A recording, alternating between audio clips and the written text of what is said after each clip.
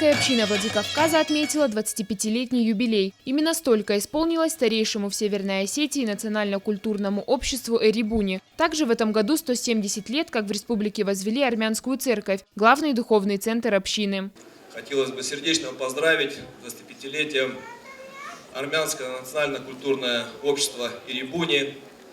В Осетии всегда проживало много народностей, и, наверное, на самом почетном месте находится армянская община, которая носила и вносит значимый вклад в развитие нашей республики, добиваясь успеха и в политике, и в образовании, в культуре, в здравоохранении, в спорте. Зажигательные танцы, ритмы доули и национальные песни. Для гостей праздничного вечера подготовили концертную программу с участием творческих коллективов республики. Также поздравить общину приехал генеральный консул Армении в Южном федеральном округе Арарат Гомтян и представители армянских диаспор городов Юга России.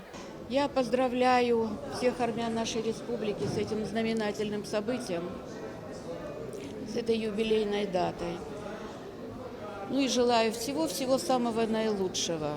И благодарю всех жителей нашей республики, потому что наша многонациональная республика.